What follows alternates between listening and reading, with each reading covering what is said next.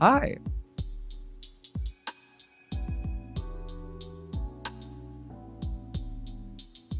Okay, are we live? Is this on? Bueller? Okay, let's do it.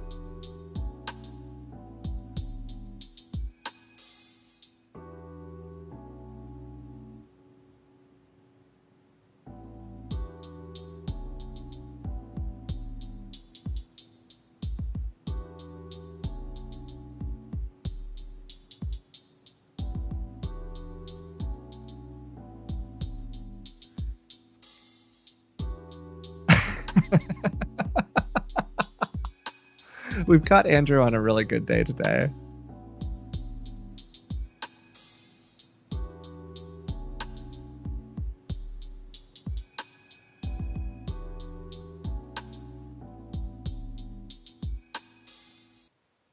Mhm.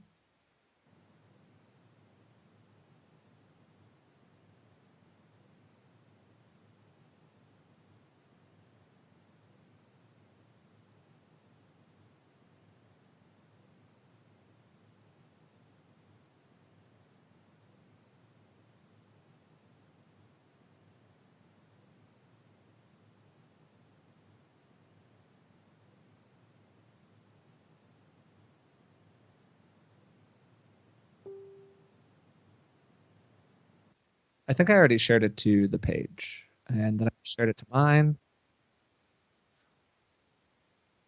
Hmm.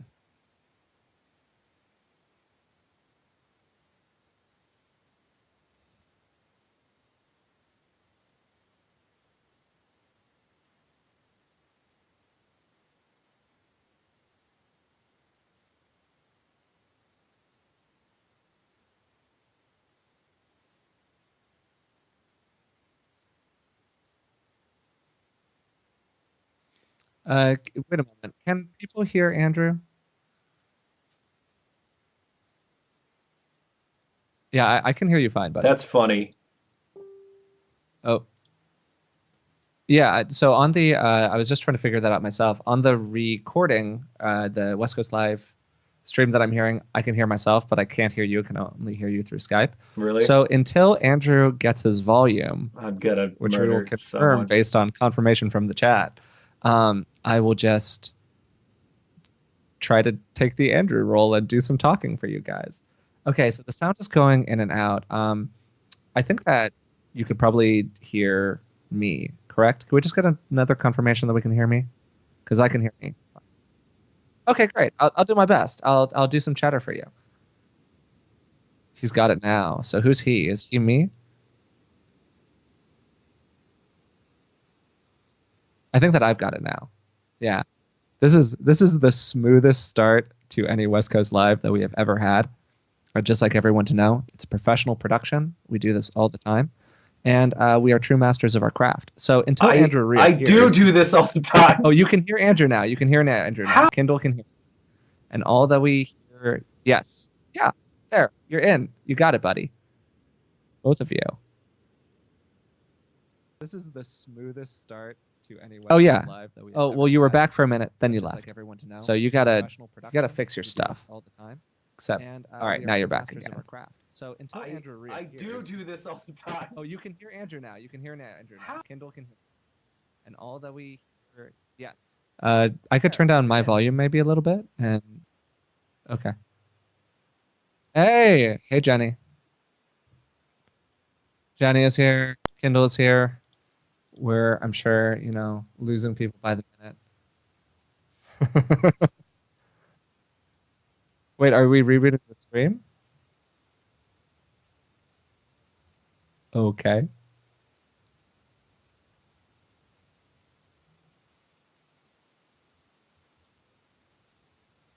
All right, so just so you know, because we can only hear me, we're going to reboot the stream real quick, and then we'll get right back to you.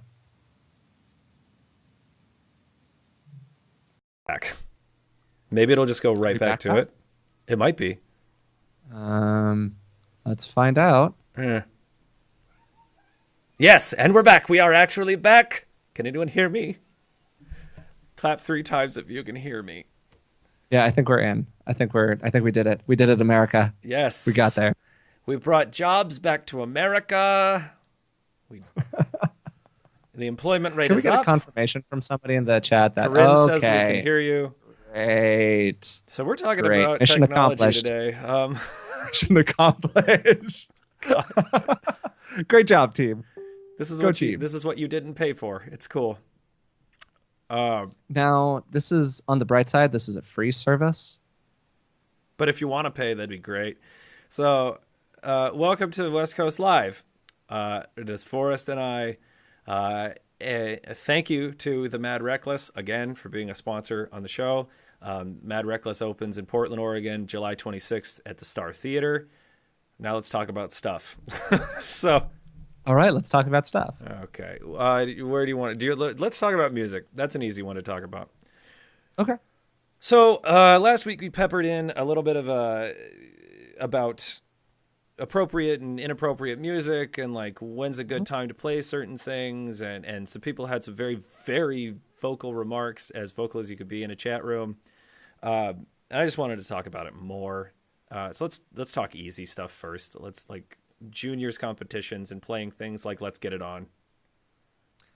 Yeah, I mean, so there's sort of an easy version of this conversation. There's a trickier version of this conversation. I think that it was Hannah Meyer Yeah. last time we were talking where she jumped in the chat, and she does a lot of work with the juniors program and Yeah. really great work with them. Yeah.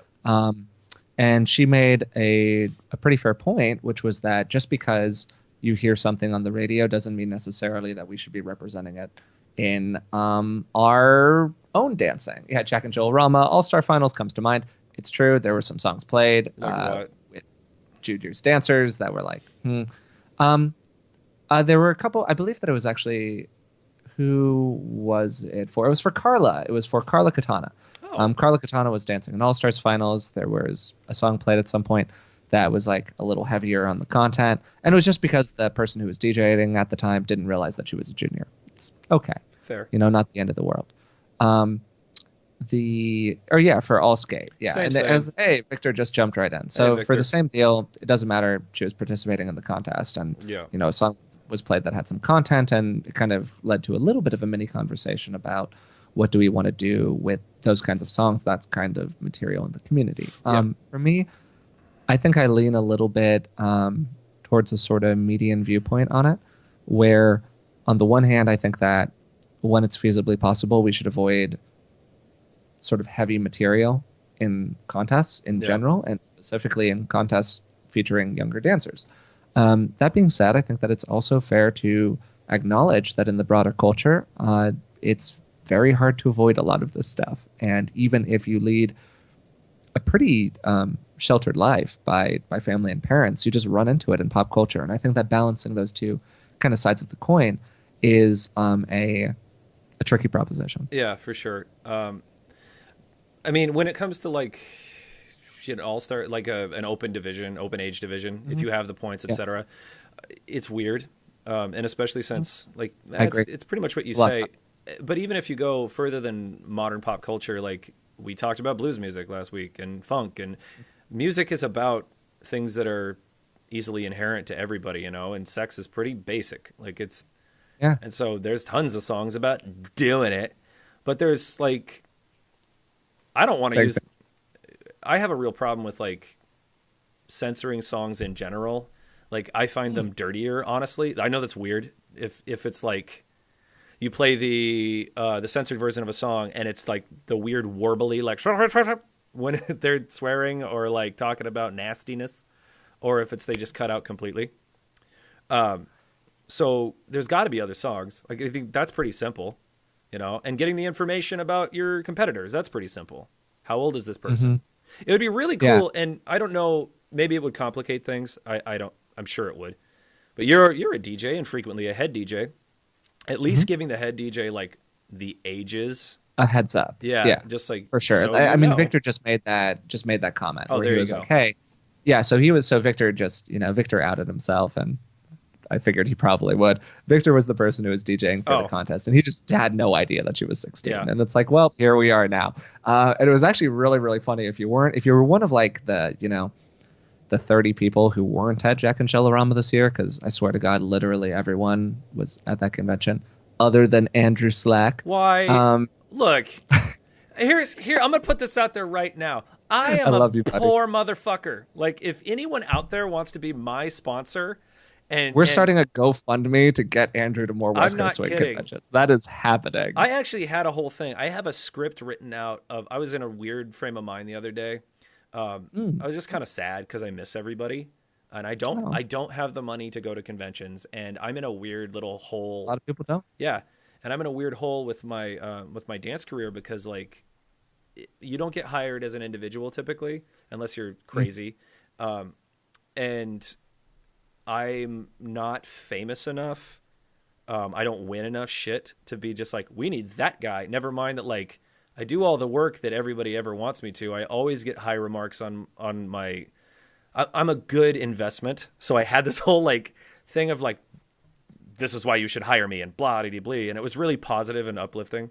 But if there's anybody out there who just wants to fall and be my sugar daddy or mama or in between, I would like it. I know Delancey would like it. Sponsor some broke ass kids. It'll be great. Okay, long story short. Long story short. Give Slack money so he can go to dance conventions. Yeah. Okay, good talk. Get me hired. Good talk.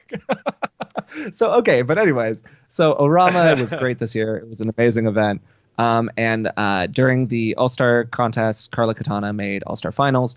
Victor played, I forget honestly what the song was for, it might have been like Let's Get It On or something for the All Skate, which, by the way, great song. Great song. And he was informed like 20 seconds into it that she was a minor. Indeed, 16. So he literally like cut the song when it got to the chorus. Really? It was beautiful. Yeah, he literally just like slammed it down on the chorus. Everyone in the ballroom died. And Ben said something to the effect, yeah, exactly. So this is, and Victor's raising a great point right now in the chat. Sorry, I lost my train of thought. Okay, so he slams it down, everyone laughs, and Ben's like, oh, can we get another second of that? And Victor says, sure. And he plays it for literally one more second. That's and then amazing. slams it down again. It was great. It was perfectly played by that's Victor. Awesome. I loved it. Yeah. But Victor's raising a great point right now, which is that, like, what's the difference between being played Let's Get It On and having Carla listen to our show, which includes occasionally some crude language. Mostly from me. And yeah, well, it's fine. I mean, I think that for me, the big difference is it's about agency, right? Yeah. Because theoretically, Carla, even as a minor, is making a choice whether or not to watch this show. Yeah. But if she made an all-star final and she's dancing in it and you play a song, she has no choice but to listen to it, right? So in a way, Jack and Jill's are actually remarkable removers of agency from the people who are competing in them. Yeah. And in a community that is currently having such a large conversation about various forms of consent, whether that be consent, in the most literal form of the word, or it be consent in terms of what dance role you would like to dance, or it be consent in terms of, hey, here's the music that I want to listen to. It's kind of remarkable that our primary form of contest basically removes all consent. Yep. Which is kind of interesting. I mean, I think that it's probably reasonable to have more of a conversation about that at some point. To be clear, I don't have a good alternative. I'm just raising it as a meaningful question. I have a good alternative, at least to like forcing people to, well, the listening to certain things is whatever. That's going to happen. There's going to be miscommunication or a clash of ideas. It's just going to happen. Unless you somehow have every DJ for every competition clearing every song with their competitors, which is a pain in the ass. And and to be clear, I've made that mistake. Everybody has. We've all made that mistake. Yeah. And I don't think that that's that big a deal. Like, I don't think it is either. Not in, at least like, again, it's like if you have a juniors competition and don't play smack that. That's Absolutely. easy. I don't even think Let's Get It On is all that bad. It's not super graphic. I know it's talking about banging. It's making sweet love, but sweet love. Sweet love. But it's like there's certain songs like that, man. That it's just like Let's Get It On as a classic, and I know that this is. I don't think that even what I'm saying is inherently airtight because it does go against what the fuck I'm saying. But it's different for me hearing "Let's Get It On" versus "Smack That," where it's explicitly telling you "lick it, stick it," whatever the hell goes on in that song. Yeah, sure. Hmm.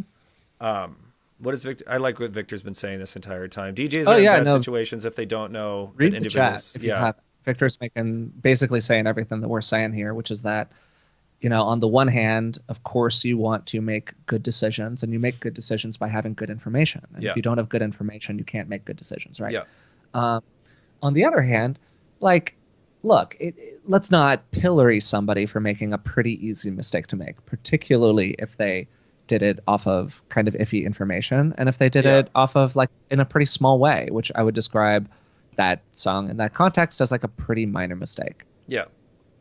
Yeah. Victor? You're here, and so you can probably answer better. But Forrest, was there any like weird backlash? What was the conversation like around that kind of crap? Oh, so I didn't experience. I mean, obviously, Victor's personal experience of it, based on his comment, is that a lot of people mentioned it to him afterwards. Oh, okay, Um, I didn't experience it on like a event wide level as leading to a conversation, okay, nor should it have. I had literally zero people mention to it, uh, after it happened. So I don't think it was really that big of a deal. I'm sure that people walked up to Victor and were like, "Hey, hey, Victor, playing the songs for the minors," like right. as people do. But I don't think that it was a big deal on any Well, kind of. it's funny because like I mean, Carla's young, and that's just like kind of the jam until she gets 18 and nobody cares Yeah, anymore. But I yeah. All remember, of a sudden, yeah, I danced with her at something in Seattle, at Sea to Sky, like a few years ago when she was much younger, and it was a very, but I don't remember what song, but it was dirty. And I just kept like looking back at it was Chris Jones was DJing. I just kept looking back at him, you're like, "Why are just you like, doing this?" what Yeah, can for I sure. do to this? And I kept looking at her. She's like, I'm sorry. I go, it's not. It's cool. It's just like that's weird. And her mom came up to me afterward and was like, I just want to thank you so much for being so I polite to have my the most. daughter. For the record, Carla has like the best parents. They're the Yeah, nicest people. They're great. And that's just like a total side. But yeah, so Victor's just confirming in the chat right now that that was more or less his experience, where like a couple people kind of gave him the elbow about it, but on an event-wide level, it didn't really matter. okay, cool. So Was there yeah. what stood out about Jack and Jill since we're on the subject of the convention? Sure, yeah. So I DJ'd for the event, so I kind of had a staff perspective instead of a competitor or an attendee perspective. Yeah, But that being said, it just seemed like a really wonderful time for people this year. So he cool. capped Ben. This is run by, if you happen to not know for some reason, this is run by Ben Morris, and John Whedon. But Ben is kind of the cheerleader for the event, Yeah, primary and Ben just figurehead, joined. Hey, look at that. primary MC. Yeah, well, Different, that's different that's Ben. McHenry. That's a different. So That's different not. Ben. Oh well. So I want to make all right. Remind me of Ben and Ben because McHenry told me like the funniest analogy, and I think it's okay if I share it, but it might be even better if he shares it in the chat. Um, and it was just an incredibly fun time. It's a great social event. There are a million contests. According to John Whedon, they I think had more contest registrations in total Okay. than like any other event he was aware of, because they run so many different contests and freaking everyone signed up for different Jack and Jills. Nice. The House Cup just means that there's a ton of energy in the ballroom. Different regions, if you don't know, Yeah. compete to earn points. And at the end of the event, the region that both did the best in contests and also won the best like kind of spirit points ends up winning the House Cup. And That's for Harry the Potter. second year in a row, I am happy to let you all know that NorCal was victorious. And I NorCal mean, is I'm huge not too. That's saying, not even fair. well, look, man, I don't make the rules. I just win the game. Okay, that's what I'm here for. I think To I'm be just fair, where Ben's where like was really tried to Portland? balance it by size, and NorCal just in general. I mean, we're very fortunate. We got a lot of good dancers, so there you go. Um, But yeah, exactly. And the first time McHenry listens is when I'm immediately talking about him. It was the Kirkland signature reference, Ben. So if you listen to that and you're like, I approve this story, I will tell it. If you would rather I pass, let me know too. yeah, Um, so, anyways, great event this year. Had a ton of fun. And if for some reason you haven't been to Jack and Jillarama, I would strongly recommend, if you can make it, including by GoFundMe, making it next. damn it. Yeah, I haven't been since the year before Ben took it over essentially and became front guy. Um, Yeah. The Flava Flav, if you The will. Flava Flav of it, and I will. It's always looked like a blast, and everything about it is my jam. And yeah, so I'm glad to hear that it's again for another year is a huge success because I like specialty events, I like quirky events, I like things that take a little bit more of a risk instead of trying to just be like cookie cutter. And Jack and Jill does that, and that's awesome. The Dylan Luther and his skivvies always good. He's a handsome dude. He was joined by CJ this year. Yeah. Who has swollen to Titanic proportions. And like a balloon. He's incredible. I didn't see CJ for a whole year and a half. He's CJ. He's HJ? HJ, yes, HJ. He's awesome. So, yeah. So in that case, like, how about this? With music and with playing the note stuff, or just let's talk about being like literal, just hyper literal with music in competitions, because we talk about it all the time and we gloss over it. But I just want to get into it a tiny bit more. We don't need to go super deep. He is going to crash into an iceberg, Ben says. The Titanic. Yes, I understand. See, this is how nerdy I am. I say Titan, and I think, the Titans, like giant monsters who ruled before the Greek gods. And I am an idiot, so I forget about the Titanic, like an important actual event that happened. Good job, self. So, music. I have not watched the clips yet from the convention. Mm-hmm. I was super interested because I know a lot of great stuff happens every year and people go kind of balls out at Jack and Jill-A-Rama. How much relative pandering or charades was there this year? I would actually honestly say that particularly in the Strictly, I talked to a lot of people afterwards. The Strictly was one of the better Strictly contests that I've seen in a while. Okay. And I swear I'm not just saying that because I DJ'd half of it. I DJ'd it with Helen Taco. Oh, yeah. Ben gave us a great theme for it, and I thought that the music really worked out well, and the dancers just absolutely crushed us and made us look like very smart people. Let's put it that way. Cool. So the Strictly I thought was great. I thought the Jack and Jill was really good. And in both, I would say that there were a few moments of quote unquote pandering, a few moments of charades playing of various kinds, a few moments that, got a little naughty. But in general, it was mostly just good dancing. Cool. And it created a really strong contest. I would say that I believe that, God, I'm forgetting who won this. Oh, Victoria. I think that Victoria won both. I think that it was. That seems about right. It was Ben dancing with Victoria and the Jack and Jill, and it was Victoria dancing with Thibaut in the Strictly. I think that was it. And from France? From France. That's how you say his name? Thibaut. Yeah, I think so. All right, so here's the thing. I think that it is Thibaut. That's how I heard the French dancers say his name. Cool. But I hear everyone else call him Thibault. That's who. Or Thibault. Yeah. And I think it's Thibaut, guys. Correct me in the chat. If someone could Thibaut. Do we have any? Yeah. Do we have any French dancers in the chat? We have Jen Malcolm. That's sort of here? French-ish. I would describe her as French adjacent. Yeah, I like adjacent. Much as I would describe Canada as America's hat. Thibaut. Yeah, it is Thibaut. Great. Perfect. I was pretty sure. Yeah. Yeah. Clearly French. Thibaut. Yeah. Victor and Stephen, yeah. Stephen and Victor are the two Frenchest people I know. You put them together, so you get France. It's no different. It's like Justin Trudeau being right here. That's not France. Okay. Yeah, we got a we from Jen Malcolm. Okay, merci. Or as they say in Kentucky, oi. Oh. Okay. Anyways, so we're gonna wind our way back to the topic here, I think. Yeah. So my issue has always been with the pandering thing is like, are you actually funny? Like, is it a strength? You know what I mean? Because not everybody can be a comedian. Not everybody can be literal and make it work. And there's very few guys, like, I always use the example, Kyle Red, who are legit funny. And it never really detracts from the dance. Because it doesn't look like he's asking for a laugh. Yeah. I'm curious, who do you think is good at that? I only can ever think of two people. And it's him and Brad. Oh, so I love Brad with all of my heart, and Brad knows that I love him. I think that, like, for me, Brad is an example of a guy who goes too far in the direction of charades. Okay. And he knows that I think this, and I've said this to him like 100 times. So, whatever. And as an aside, I think that much as Brad would be the first person to say, yeah, like I do a fair amount of that in my dancing, I think that it's also fair to acknowledge that he's been conscious about it. And I think that he's actually been much dancier over the past while. And Victor just said the person I was going to say, which is Benmo.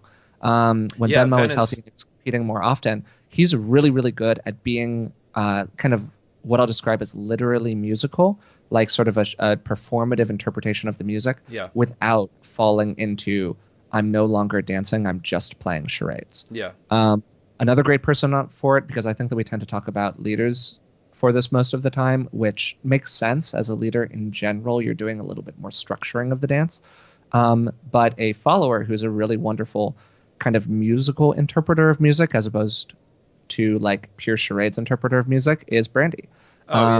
Brandy's dance last year with Hugo at Jack and Jill-A-Rama is actually a wonderful example of this, where she was really interpreting the lyrics of the music and the sounds in the music in a very sort of, I'm going to show you the sound with my performance way without falling over the cliff into just doing charades, which she like never does ever. Yeah. So she's somebody that I would watch as a like true musical interpreter as opposed to like a charadesy interpreter. Sure. Yeah, the snap heard round the world, as Mike Anderson What said. was that about? Like, that's her and Hugo or something like that? And that was her and Hugo. They had a killer dance. Yeah. There's the Prince song with the snap, and she does the snap, and everyone just loses their mind, even though, like... Why? I don't understand. Well, not that it's not badass, whatever. Yeah. It's cool. But your point's well taken, though, right? She just, for of all things to freak out about, why is it like the snap heard round the world? Like there's a thing in the music. People snap and hit shit in the music all the time. Why is that the thing that people have talked about for a year? When there's any number of other amazing things that she's done, or anybody else. Yeah.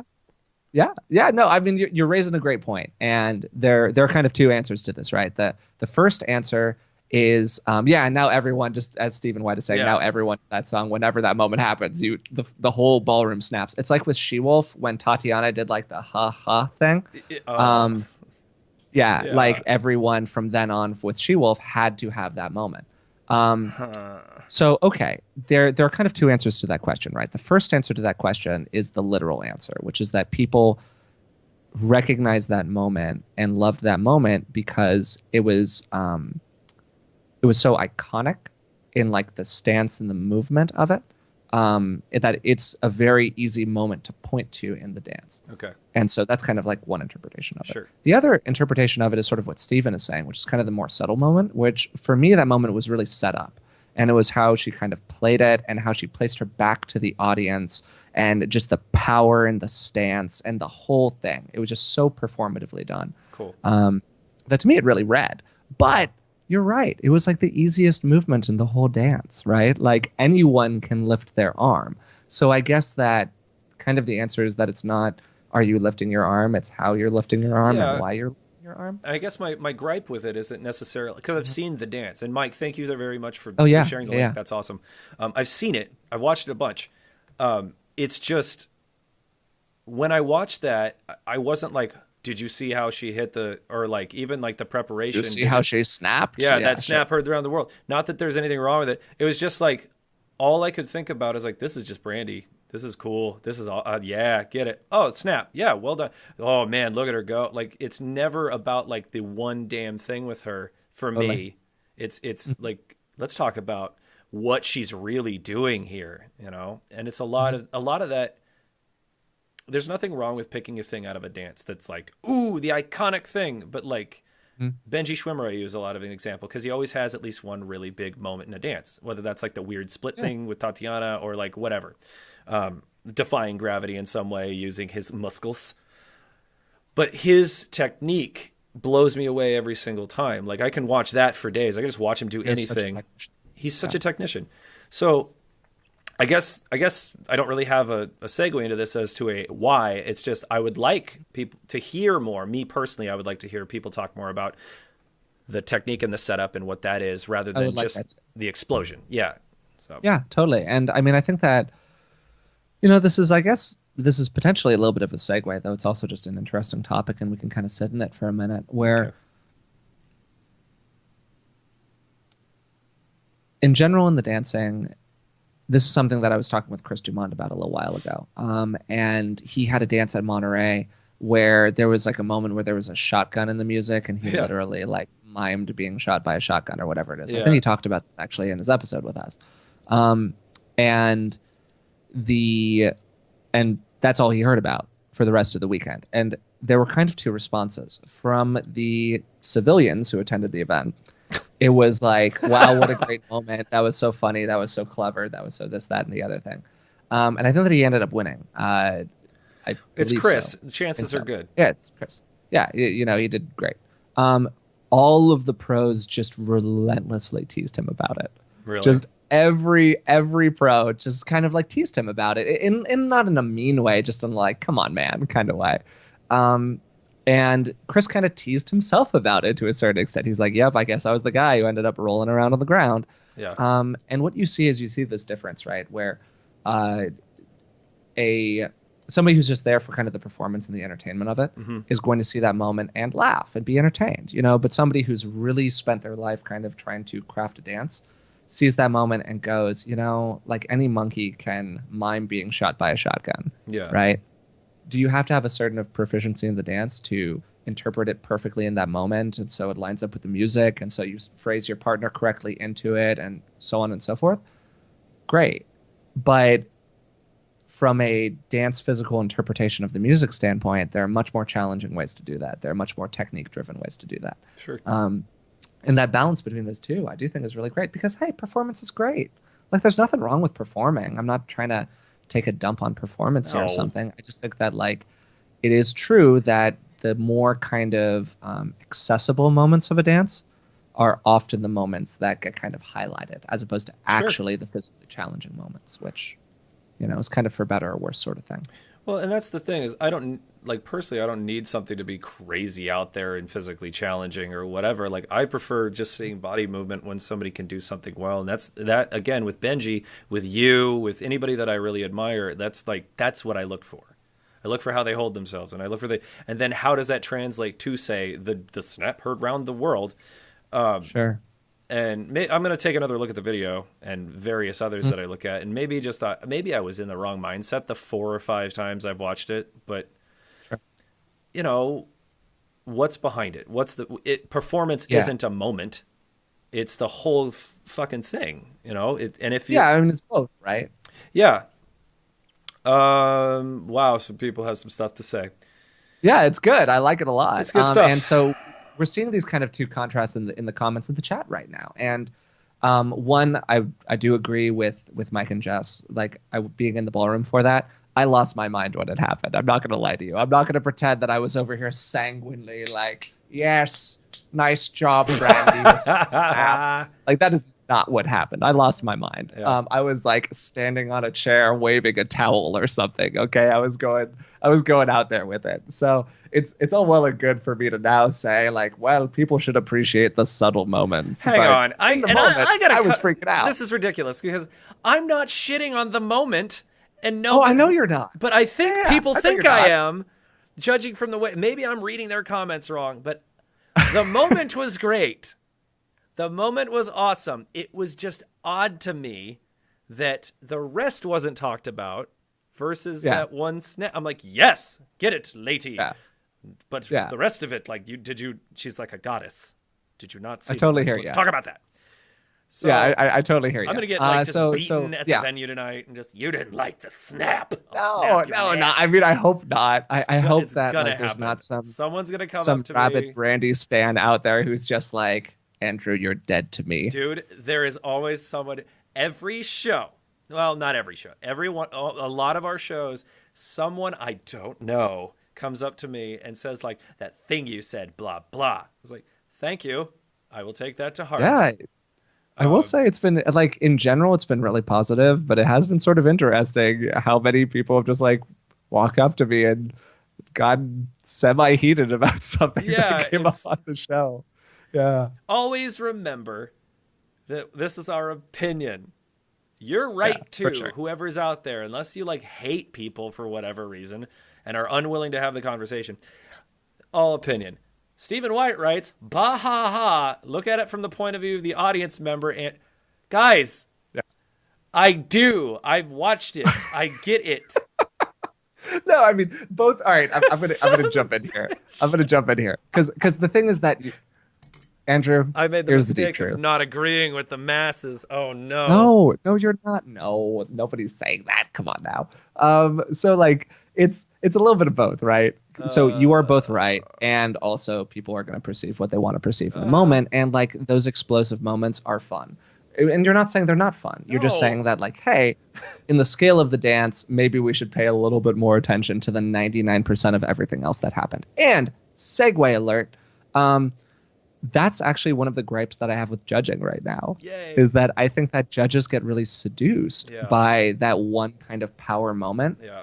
And then it's like, well, wait a moment. They dropped their partner 3 times to like set up correctly for it. And sure, they hit the dip, but at that point, like, who cares really? Um, and I think that you see that a lot. And you see that particularly kind of borne out by a lot of the stuff that happens inside of the All Star division because Yeah. it's very much you do what you see win. And people dancing at that division have enough skill as dancers and enough knowledge as dancers to be able to like set up those big moments and understand that like they can execute those big moments. But there's not necessarily the consistency to get into those big moments smoothly all of the time or anything like that. Uh-huh. So what you see is you see kind of the chasing of that applause moment, sometimes disregarding partner Yeah. while it's happening. So We're moving on from the snap part, everyone in the chat. Great. I agree with you, Forrest. Awesome. What do you, I mean, we've talked about what you look for. Oh, boy. We'll we'll talk about that in a minute. Yeah, okay. In regards to judging, and we talked about. I like. Oh, I'm so derailed listening to your points of view and reading the chat. I'm gonna not look at the chat for the next 10 minutes and see what happens. you do it, buddy. Oh boy. Okay, so um, where was I gonna go with this? Uh, yeah, when you're judging Forrest, we've talked about like what you look for. Is there anything that's like a turnoff immediately? Like, is that even a topic to you?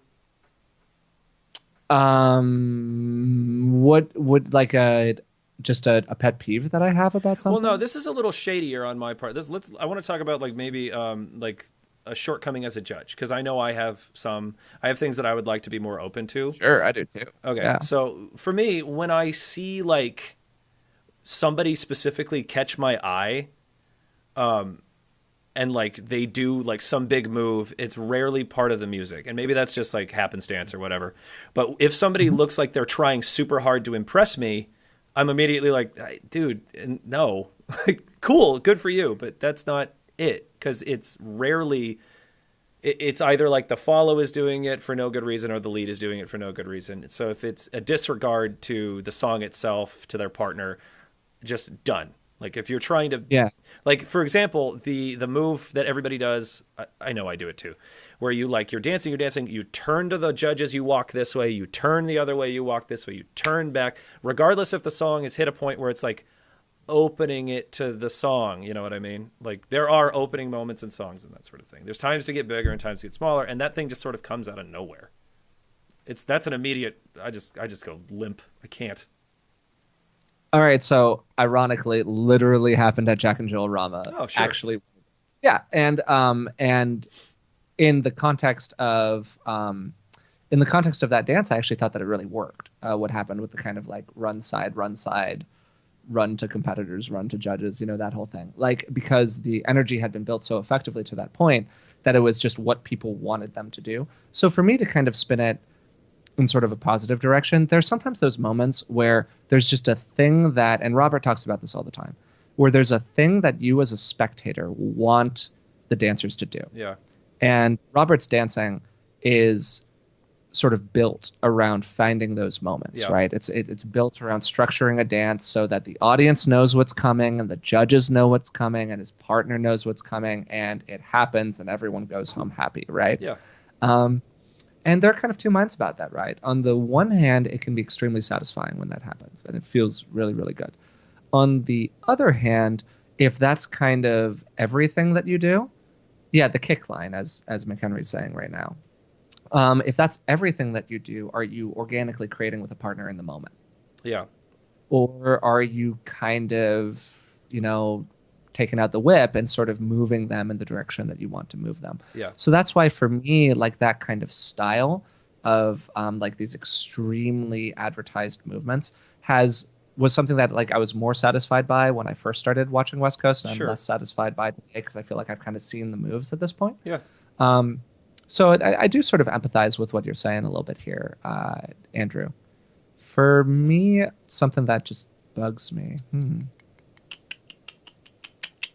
Yeah, I mean, I think that my big one's just the one we've already talked about, which is just the like very aggressive charades. I'm just Oh, not yeah. into the aggressive charades. Yeah. Yeah, like I just it's not my jam. I'm not interested. If I want to go see improv comedy, I'll go to an improv comedy show. Yeah. Yeah. I mean, to talk about Robert for a little bit, because this isn't, I don't like his dancing very much. I never really have. Oh. I don't, before anybody loses their mind, I respect and appreciate everything that he does, and he has skills that I don't have. Sure. But I don't like when I see the roadmap, because with Robert, and I can see what he's doing a mile away. You know, I can see all the Yeah. setups coming, and they're all good.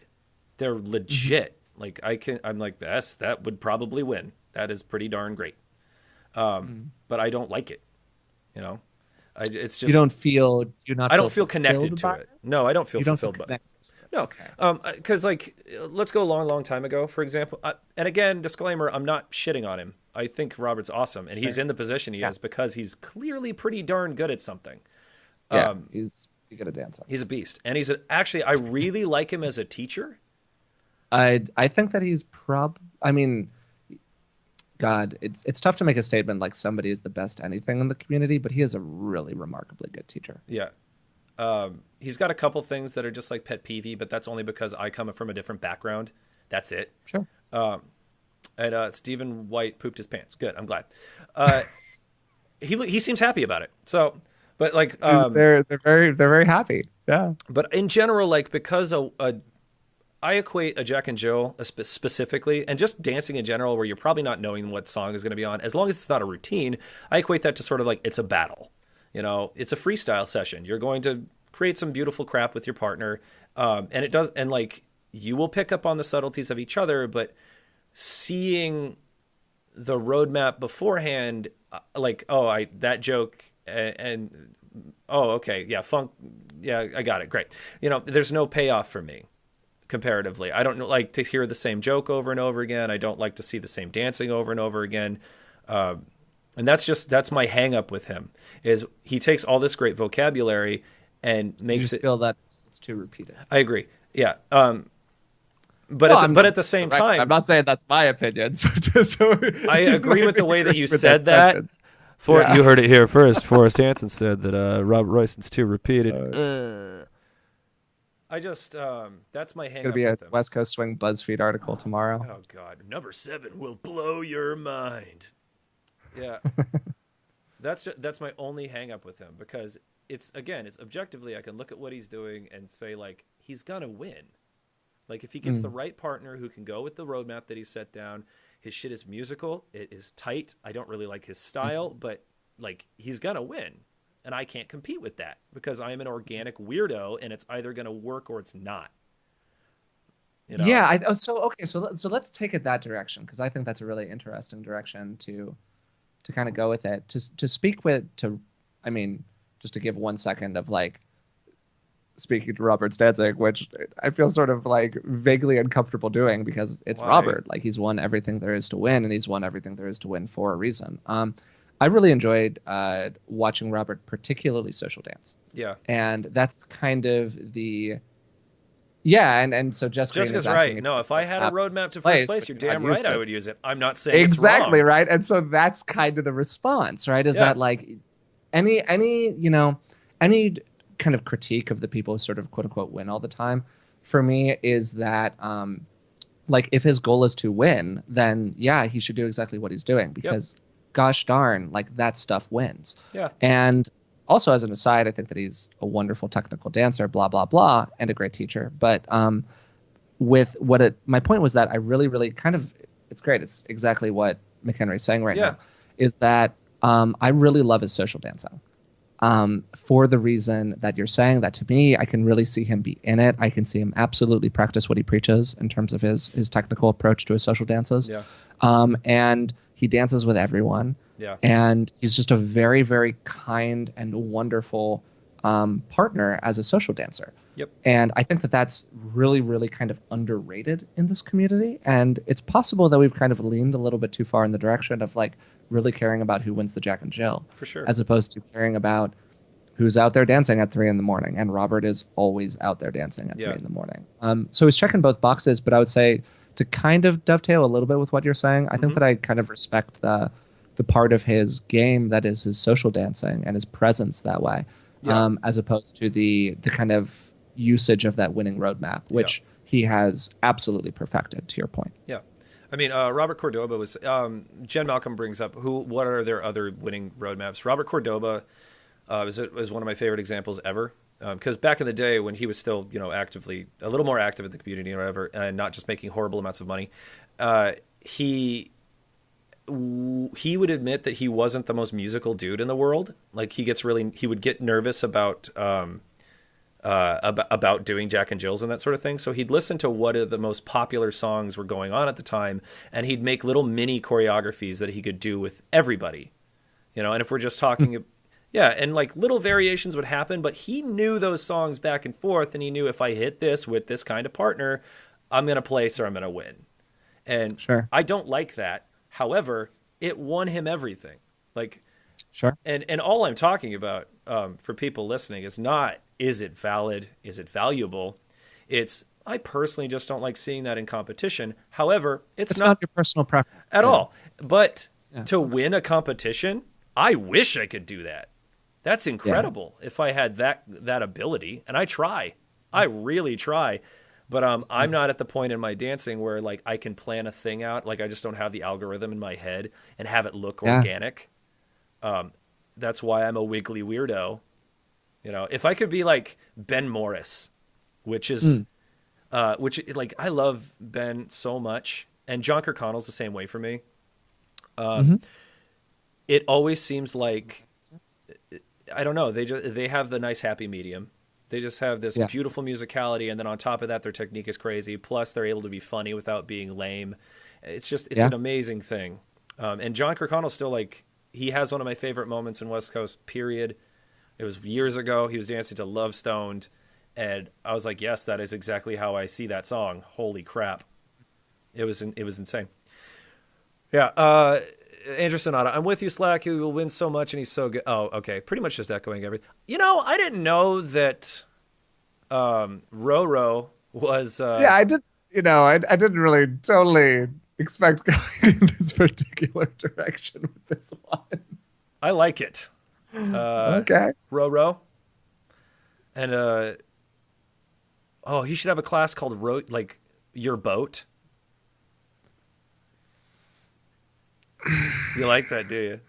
I like it. No, I don't. I don't like that. Okay, so I'm going to try to.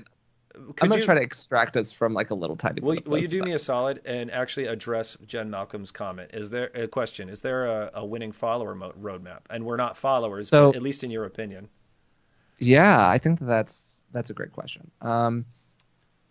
So I want to kind of peel the camera back a little bit here. Okay. Because I don't want people to kind of lose the thread in what we're saying. Because there is an important thread to be found in it that I think is raising a conversation topic about what we value in contests. Yeah. That's really what we're talking about here. And what we're really talking about is sort of what McHenry was saying below, which is like, what's actually the point of a contest? Yeah. Because in a vacuum, the point of a contest is to win. Yeah.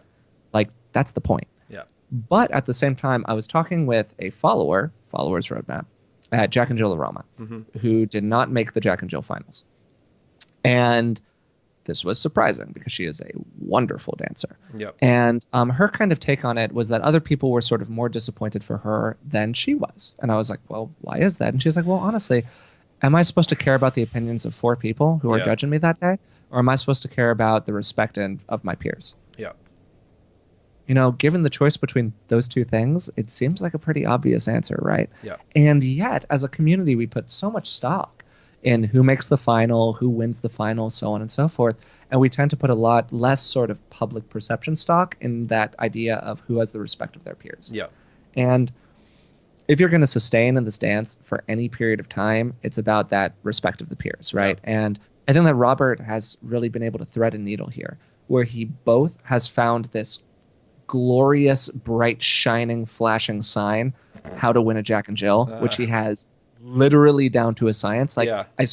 Anyone who's listening to this, I strongly recommend ask Robert about it, about like how he structures a Jack and Jill, or how he structures his musicality. Take a lesson from him, whatever it is you got to do, because he truly has mastered that art. Yeah. And then, of course, he also has the respect of his peers. And that combination is really a pretty rare one. And he is checking all the boxes. In terms of the followers roadmap, with it, Victor's raised a number of people who have kind of different methods to it. Yeah. I think that for me, and I offer this opinion carefully because I'm not a follower, I do think that it's easier for a lead to have a winning roadmap than it is for a follower to have a winning roadmap. And I think that that's a little bit fundamentally unfair, but I think it's true.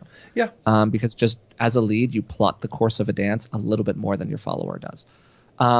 Ask him, but also pay him because it's what he does for a living, as Steven says. That's and 100% true, it will be a well-spent dollar. So let's talk about $1, and it's good. Don't be surprised when it's 150 more. But that's fine. I promise you, it's worth it. Totally worth it. So let's talk about like current people for a moment, because they're the people that I'm more familiar with. I'm sure that Victor really has a great sense of what like people like Blake were doing back in the day, but I'm honestly just less familiar, so I can speak to it less. Probably the best example right now is that Victoria's like absolutely been on a tear. She's been just crushing contests. She's a monster, and right. Man. Yeah, and she does it without having that kind of like, here's what I'm going to do every dance. Victoria does not have kind of 5 moves of doom, where she just does the 5 things and she's going to win because she does those 5 things. She might fold herself into a pretzel. She might leap into the air. She might just like spin across the floor. It could be anything. It's very like Tatiana-esque in terms of fearlessness about how she attacks a dance, and she has the technical strength to be able to back it up. Yeah. But it was really, really cool when I watch people like Brandy or people like Victoria really kind of frame the dance for their leader and really work to put their leader in the correct spot. I was talking with Sarah one time about a dance that she had at a competition that shall be unnamed with a leader that shall be unnamed. And she was talking about like, well, I drew this lead and I like them a lot. I really like their dancing, but they're a little bit newer to that kind of champions division. So I knew that I would have to really sort of work to present the dance and phrase the dance. And I said, Sarah, what do you mean? And I got taken to school. Because she was like, well, I knew that coming out of this phrase, I would have to angle ourselves like backstage right. And I needed to bend the slot in this moment so that we got more position towards the judges there. Yeah. And then he was kind of living a little bit too much stage left. So I wanted to take him back the other way, which is why I walked it out in that moment. Yeah. And I was just like, the whole thing. Is a thing. And yeah, floorcraft is a thing. And you can absolutely do that from a follower's position. But I think that the nature of following lends itself less to walking into a dance with kind of a set game plan. Yeah, for sure. I think that as a leader, you can walk into something being like, here's basically what I'm going to try to do. And then you kind of adjust based on your follower. I think that a follower in general walks into a dance with like, I'm going to be open and receptive, but I'm going to try to lean my partner in a given direction at a given time. And so they're kind of the opposite sides of the coin, if that makes sense. That was a lot of words. No, they're great words. Brian wants to know where you can get one of those roadmaps. You can get it from Robert Royston. Since we're on the topic, go hire him for stuff. Also, a big shout out to Rose City Swing. Because there's been talks, at least, I don't know what the confirmation is, that he's going to be here for that. So again, that's just hearsay. You'll hear all about Rose City Swing later from Babak and Trudy, and if you haven't been there, go to it. It's awesome. Anyway, my Cameo confirmed what I was saying, so I feel like just Cameo says yep. Okay. I can't feel more better than I feel right now. I think everybody who is a competitor needs to learn a couple of things, and you're talking about floor craft, like if you have the opportunity, just take the time. Trudy just confirmed Robert's going to be at Rose City Swing. Hell yeah. Oh, man. Breaking news. Breaking news on the show. I love it. So what I'm talking about is go and take a blocking class. It's simple. It's staging. It's an acting class, and it will teach you those sort of things in a very simplified format. I'm not saying it's going to teach you 100% how to win a competition, but it'll talk to you about like what are the most effective things to do from a directorial standpoint. They're offered everywhere. Look up just blocking classes or stagecraft, not stagecraft. Look up blocking classes. It'll help you. So, talking about respect and talking about like controlling the dance as a follow, Deborah I usually use as an example is because I feel like more than anything else when I dance with her, I'm forced to pay attention to her in a positive way because I know she's Deborah Seike. You know what I mean? Like, she's my friend and all that, and I love dancing with her outside of her fame and all that shit. But when we draw each other in competition, no, Ben, you can't promote your damn event. If we mention it, if we mention the Galactic Open, then yeah, go to town and post a link. Oops, look what I did. In general, like that's some good etiquette. If you want to promote your convention, like if we talk about it, great. But don't just go willy-nilly. But yeah, go to Ben's convention. It's a good time. So anyway, sort of having a legend as your magic key, you know what I mean? Or like your controlling factor or whatever in the dance is an interesting concept to me because you don't need to like be all that damn assertive, so to speak. If people are like, oh my God, you won the US Open in 1999 or whatever, you must be a big deal or whatever the case may be, you know, like it's that concept to me of when you see somebody famous or somebody that you admire, they appear to be as a giant, you know. I always thought Tatiana was 6'5", and then I met her and she's petite.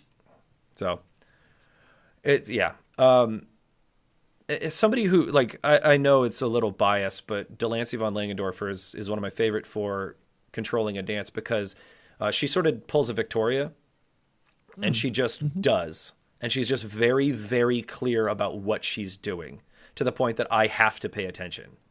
You know, like she puts enough weight on my arm to say I'm going to do a drop here, or she like hangs back enough on this to say we're going to wait. And that's my favorite thing to look for and wait for. I don't mind super assertive, like sit the fuck down kind of things, but when it's just the follow has complete control of what they're doing, there's nothing more powerful and engrossing to me as a lead and as a judge. You know, it takes the stigma off of trying to watch the lead wait for them to do a thing and see how the follow reacts. Which is a disparaging amount of competitions for me. Yeah, and I mean, I think that there are definitely people who are artists at that sort of leading from the follower position, but doing it without actually ever backleading, or hijacking, as we call it in this dance. And just to kind of continue to name people we've already named, I think that Brandy's maybe the best person at that. I agree. Sarah's wonderful at it. Victoria's wonderful at it. Alyssa Glanville's really, really, really good at it. Alyssa's made of like stardust and bionic parts, man. She's just cool. Yeah, she's another kind of thing. Like there are people, and then there are whatever that is, and that's something that's very unique. But yeah, and for me, so the first time that I had an experience of this was probably Swing Diego. It was like 2013 or 2014, and I was dancing with Emmeline of all people. Yeah. And Emmeline has continued to become an incredible dancer. And at the time she was just kind of like flying on up. And I had a social dance with her where she was nice enough to dance with me for starters.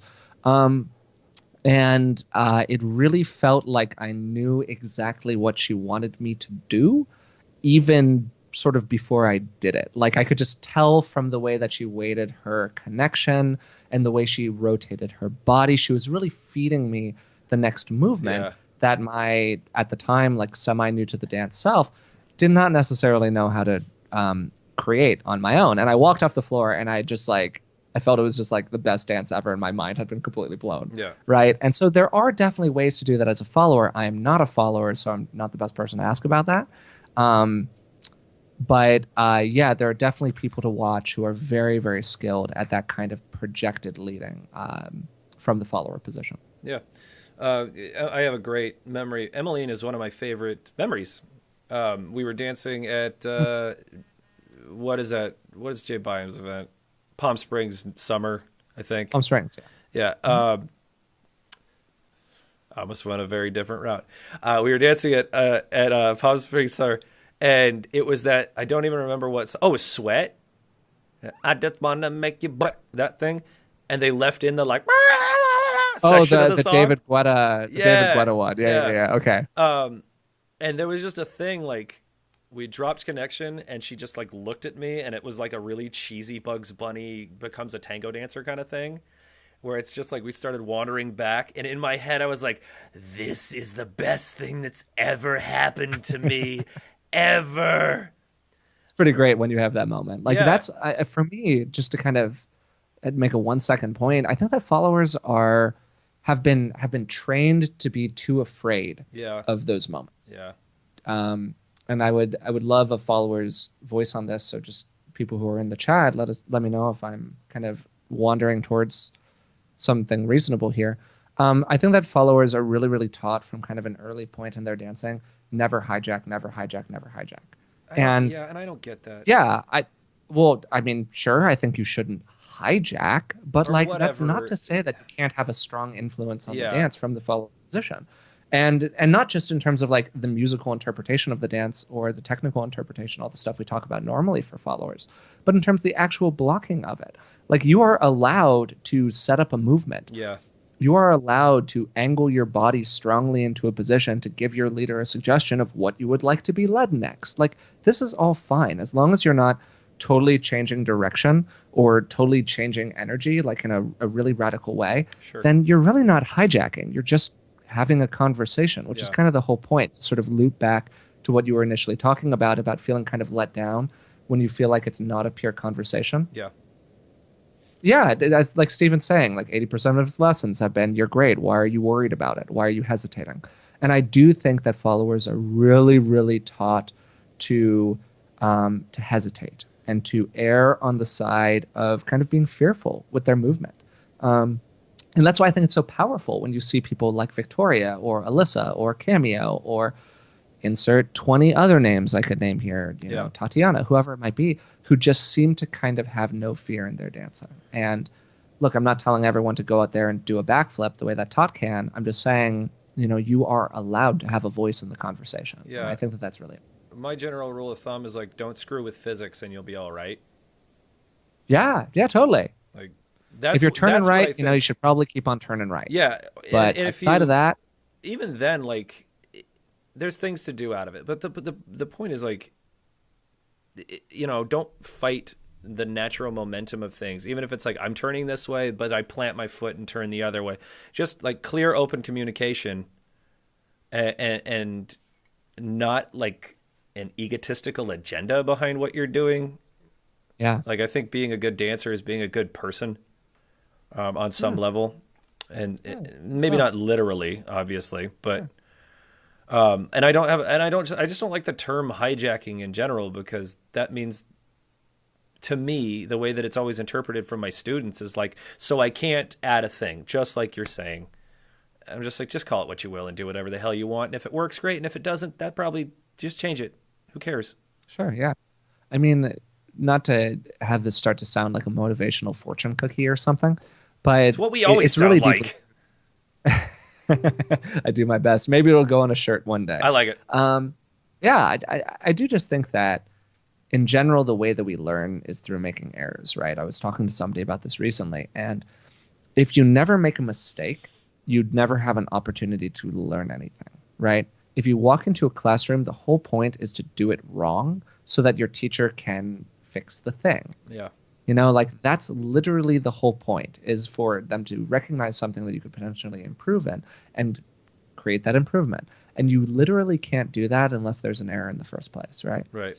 So comfort with mistakes, comfort with quote unquote doing it wrong, is actually the fastest way that you can increase the speed of your learning process. Yeah. Because if you don't have that, you can't really learn. Yeah. So You're never going to learn anything if you don't try. you're never going to learn anything if you don't try. Yeah. So. You're never going to learn anything if you don't try. in general. Yeah. So we're way the hell over, Oh, unfortunately. we started pretty late, to be fair. I know. So we got let's go for another like 5-ish, 10 minutes max, Sure. if that's okay with you. Again, don't stop advertising stuff that we don't talk about on the show. Okay, great. Moving on. Brian Sforzo, Yas don't. Yas don't. Fight momentum. I notice control up and down as a plane where follows tend to have a lot of control and playfulness resonate with anyone. Actually, this is interesting to me because Delancey is essentially teaching me how like Kyle leads, which is a lot simpler than you'd think. You know, there's not a lot of mystique and magic. It just makes perfect sense. And he uses the differing axes. Like not a lot of follows use in and out, and usually it's down to your hip or way the hell out here. I highly recommend everybody specifically like learn connection from Kyle. You can learn whatever the hell you want, but his point on it is just a little bit simplified, and I like it. Let's see here. Isn't there an element regarding body awareness before you don't hurt yourself or someone else doing stuff? Of course there is, but there's a happy medium. Like you have to learn by trying things. So if you're scared to do this stuff with a partner, go to a solo class or go to yoga or learn to lift weights. Like really learn about the musculature and the flexibility of your body and what you can and cannot do. But you'll never know how that works with a partner unless you try it with a partner. And be as safe as you want or as debonair as you want. Try it with people that you're more comfortable with before trying it with some rando. And it'll be all right. Yeah, absolutely. Jen Malcolm, if you don't fall, you're not trying. Jen, yes, why not? Sure. Don't hurt yourself. Okay, great. It's art, and it's a sport at the same time. You have a lot more area to play than you do in most things. And the sooner... I think that West Coast is on this nice path, although it's happening slowly, to become more of an art form in the general sense than it is a specific thing. Like, people are trying more things. I like the routines that are coming out more. People are kind of pushing the envelopes a little bit more. But routines still aren't the forefront, in my opinion. It's still how did so-and-so do in a Jack and Jill. At least that's what I hear people talk about more. I could be totally off base with that. Well, it's different things for different people, right? I Yeah. think that, honestly, this is, we're wandering into a whole other ball of wax here, but We can go for back. me- We don't, like... Well, no, I mean, I think it's we just don't have enough time for a comprehensive conversation on it, but I do want to mention one thing real quick, which is that for event directors, I think event directors care way too much about classic results. Just like way too much. About classic showcase results. Yeah, absolutely. Because, and here's what I mean by that. Like, different people have different skill sets in different areas, right? There are people who are strong Jack and Jill dancers. There are people who are strong classic dancers. There are people who are good judges. There are people who are good teachers. There are people who are good MCs. There are people who are good DJs. And we just make this mistake over and over and over again where we pretend that these people are all the same people. Yeah. Guess what, guys? They're not the same people. Yeah. You can be a great classic dancer and a horrible instructor. You can be a great instructor and a horrible classic dancer. Yeah. And yet what we do is we hire a staff for an event and we say everyone does everything. Everyone judges, everyone competes, everyone performs, everyone does everything. Everyone teaches. And I can think off the top of my head, I may or may not volunteer names for this, but there are some great classic dancers where I've been in a workshop with them and I haven't exactly been tickled by it. Sure. And likewise, there are some people where I just don't think they're that great a dancer. Yeah. But I've been in a class with them and I've been like, wow, that was great. Like that was really, really great. That was beautifully articulated. It was well said. Here we are. And to be clear, there's a little bit of an economic imperative here where events don't necessarily have the disposable income to be able to hire specifically a teaching staff and then specifically a performing staff and then specifically a judging staff. Like that's the real problem that we're running into, where once you're flying people out to a thing, you kind of have to have them do all the stuff. But like my version of a perfect world is that we just get better at acknowledging that there are different skill sets inside of this dance. Yep. And I kind of have I don't 100% agree that we don't have the money for that. You'd end up spending, in theory, you could could end up spaying. Did I say spaying? Spending. Yes. Yes, we spayed that event. You could spay your staff and they'll never come back. You could end up spending the same amount of money in theory for those judging slots for a more qualified judge than you would someone else, whatever that means, you know. Sure. Yeah. Or maybe I'm wrong. I haven't run a convention in You can in a long allocate time. your money in different ways, which is the point that you're making. Exactly. And I actually really it's a shout out. And only because I know more about what they do behind the scenes. Rose City Swing is awesome. The way that Bobak and Trudy handle shit is fantastic. I still don't think that like they're doing it 100% how we should do it, but I do know how the gears turn, and Trudy specifically talks to people and talks to me about like how they run their selection process, and I really enjoy it. What would be really cool is to have someone on here like, hey Ben, you're listening. Just throw that out there. Get like Ben and Cameo or whoever else runs a convention to talk about the behind the scenes and why you pick the people that you do. Process. Exactly. And why you pick different people. And yeah, totally. That'd be great. I mean, it's a topic that I don't think we've even talked about. No, we haven't talked about it at all, and it's very behind the curtain, and it's not something that is generally kind of available for public consumption. Like a lot of the things that we talk about on the show are things that like people have conversations about with their buddies at events. Yeah. But that kind of event design stuff is something that's a little bit like shrouded in mystery for a lot of people. And I think that sort of demystifying it could be great. Yeah. Forrest and you may have mentioned the possibility a couple days ago. Yeah, we talked a little bit about pleased. Ben appearing on the show. Great. I'd love it. I sure like the Ben, and I like the stuff he has to say. Now we have to go because I have a thing to do, unfortunately. So that's all we got. Yeah, and I think, like you're saying, like at least I'm starting to really push into other things that have nothing to do with what we're talking about right now, so we can save it for another time. So thank you for being my life partner, and everybody in the. Oh, did I reveal that? Okay, sorry. Spoilers. Yeah, and Trudy, just to be clear, like the way that I said that. I knew that comment was coming in from Trudy. I knew it. Yeah, I like. Again, it's opinion. I really am intrigued by what Forrest said, and I've thought about that for a while. And the way that you run Rose City, it is my favorite convention. And again, it is because I know what goes on behind the scenes.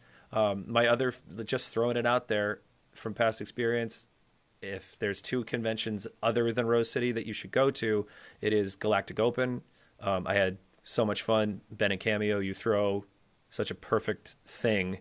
I would love to know what goes on behind the scenes more. And Jack and Jillarama, because even though I haven't been there during the Ben dynasty, I still remember how much fun it was. And that's when you and I actually became better friends after we hung out all that one weekend. And I'm sure there's more. And when I have money or you guys get the GoFundMe going, I will definitely go. Oh, we're doing it. Fire it up. GoFundMe for Andrew Slack. Yeah, me and Delancey. Talk to event directors, get my ass hired. I am very talented, and I'm good at lots of stuff. Okay, great. Well, thank you so much, everybody, for being a part of West Coast Live today. Thank you for putting up with the technical difficulties. Thank you so much, Forrest, for always being such a positive and open-minded human being in my life. And thank you so much for having a brilliant counterpoints. I'm really happy to know you. It's been a really hard week, everybody. So I just want to put a disclaimer out there that if you're feeling sad and down, you can always just personally give me a rattle on the Facebook or in real life. And I'm happy to help you feel a little bit better. I unfortunately lost someone who was very near and dear to me this week, and then Anthony Bourdain died. And I was very fortunate to have a support system that was there for me and really helped me feel like I was a part of the world again. So if you ever need anything like that, I would love to help you if I can. But that's going to be it from West Coast Live. Again, thank you, Mad Reckless. We'll see you guys next time.